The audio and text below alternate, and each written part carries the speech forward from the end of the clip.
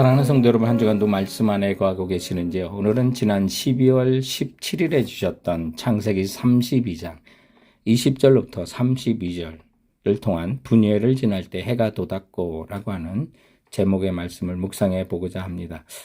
아이가 늘 자라다가도 한번 앓고 나면 크게 자란다고 하는 때가 있지 않습니까? 우리 신앙도 어떤 특별한 일을 만날 때 믿음이 쑥 성장할 때가 있는데 오늘 본문의 야곱이 그런 경우가 되겠습니다. 그래서 하나님과 씨름을 하는 장면들이 나오고 또 야곱은 이제 31장을 통해서 미스바에 하나님께서 그를 보호하신다는 언약을 받았고요.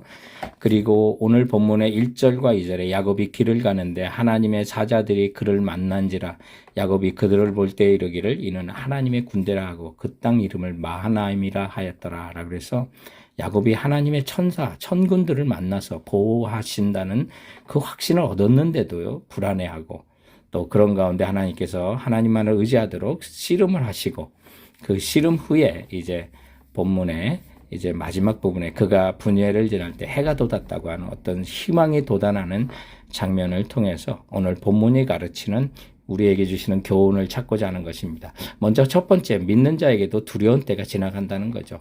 이런 하나님의 언약과 보호의 약속을 받았음에도 불구하고 야곱이 7절에 보면 심히 두려워하고 답답하고 또 11절에 야곱이 에서를 두려워하는 것은 그가 와서 나와 내 처자를 칠까 겁이 나기 때문이라고 계속 두려워하고 있습니다.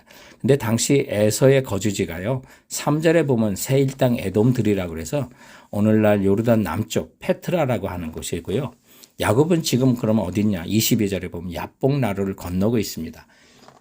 그래서 야복 나루는 이제 암만, 이제 요르단의 수도의 암만보다 북쪽이라서 이 야복강과 세일산의 거리가 상당히 멉니다. 그런데 야곱이 형 에서를 만나기 전에 자신의 사신을 보내서 예물을 드릴 테니 용서해달라는 화해 메시지를 보냈는데 그 결과가 6절에 따르면 이 소식을 듣자마자 400명의 군사를 이끌고 먼 길을 달려오고 있습니다. 에서가. 왜요?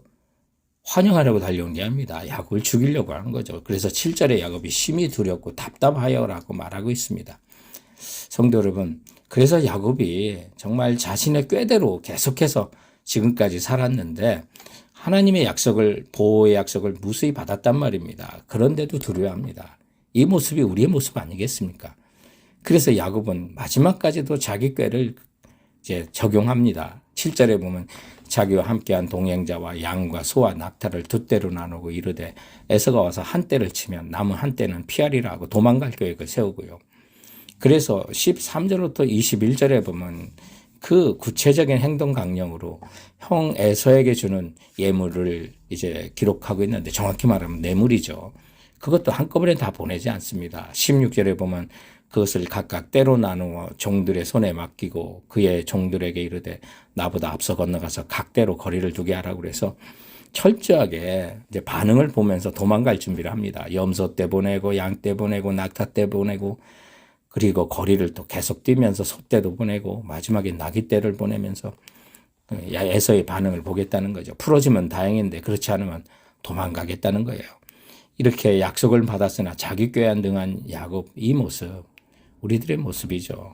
근데 내 뜻대로 한다고 우리가 두려움이 사라집니까? 그렇지 않습니다. 이런 치밀한 야곱의 계획에도 11절에 내가 주께 간구하는 것은 내 형의 손에서 에서의 손에서 나를 건져주세요. 내가 그를 두려워합니다. 그가 와서 나와 내 처자들을 칠까 겁이 나기 때문입니다.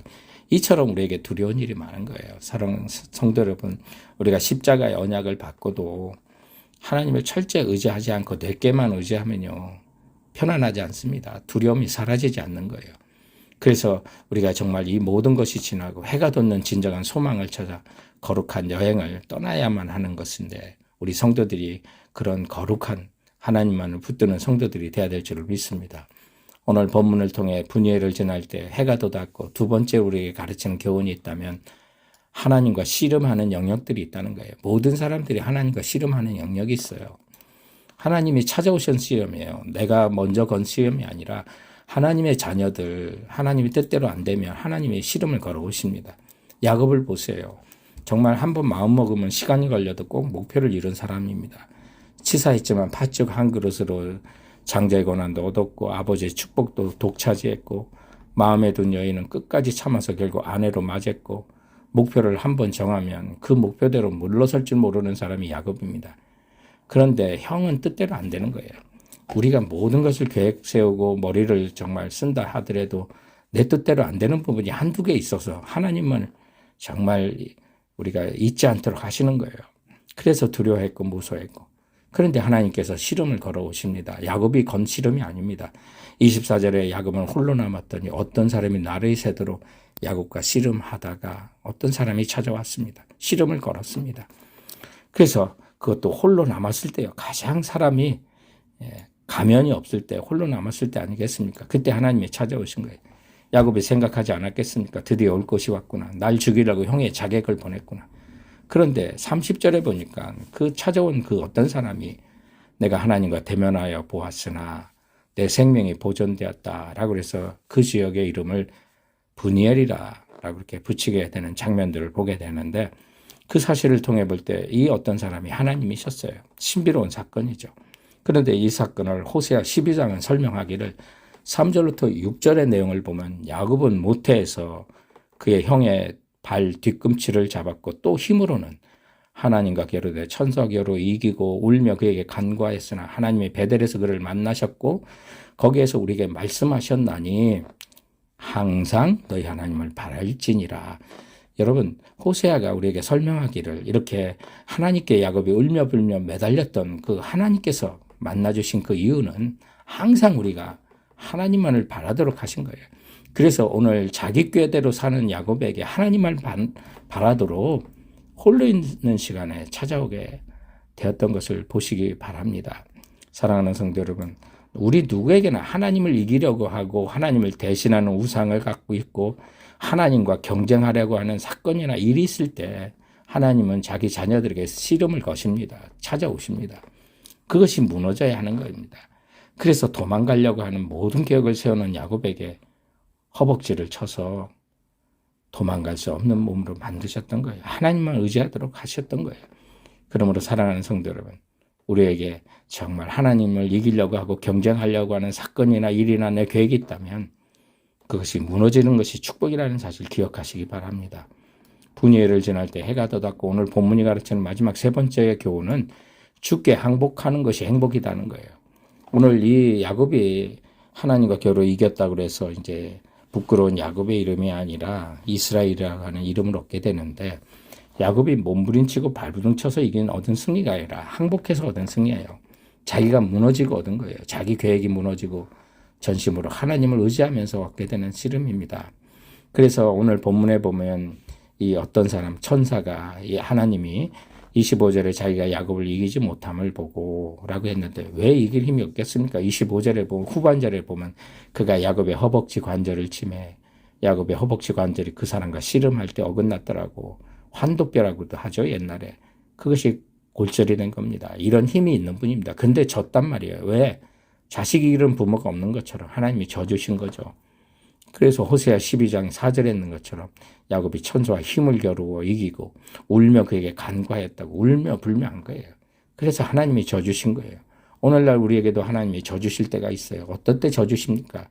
우리가 회개할 때입니다. 정직하게 주님 앞에 설 때 하나님은 우리를 받아주시고 용서해 주시고 져주시는 거예요. 오늘 본문에 보면 그 하나님이 야곱에게 내 이름이 무엇이냐 물어요. 27절에. 근데 야곱의 이름을 몰라서 물었겠습니까? 다 알죠.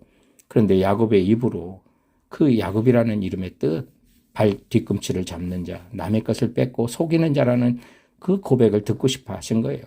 그래서 야곱이 자신의 부끄러운 이름을 고백할 때 하나님께서 이제 새로운 이름 이스라엘이라는 이름을 주게 되고 그것은 오늘날 우리가 주님 앞에 회개하면 하나님이 용서해 주신다는 거고 또 32절에 그 사람이 야곱의 허벅지 관절에 있는 둔부의 힘줄을 쳤으므로 이스라엘 사람들이 지금까지 허벅지 관절에 있는 둔부의 힘줄을 먹지 아니하더라 라고 해서 한번 회개한 것은 다시 꺼내거나 우리 삶 속에 가져와서는 안 된다는 걸 보여주는 그런 영적으로 해석을 해야 됩니다.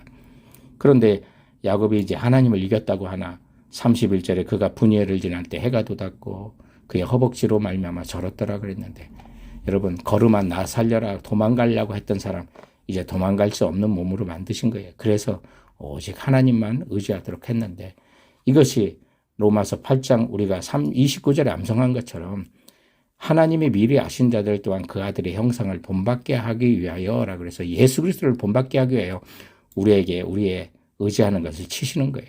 그래서 이제 야곱은 새 이름을 받죠. 이스라엘이라고. 하나님과 겨루어 이겼다, 또는 하나님의 통치를 받는 사람이 되었다. 예수님만 모신, 주인으로 모신 사람이 되었다는 거예요. 사랑하는 성도 여러분, 이 모든 씨름이 항복함으로 승리했다는 사실을 기억하시기 바랍니다. 그래서 하나님 관계가 회복되니 우리 다음 장 에서와의 관계도 회복되는 것을 보게 됩니다. 그래서 나루토에 일어나 절면서라도 승리의 찬양을 부르며 나루토를 떠났던 야곱처럼 살아계신 하나님을 만나고 깨닫고 항복을 통해서 주님이 주시는 승리를 체험하면서 올해를 떠나보내고 새해를 맞이하시는 우리 성도들 되시길 주님의 이름으로 축원드립니다. 사랑하는 성도 여러분, 그럼 이번 한 주간도 주께서 주신 말씀으로 승리하세요.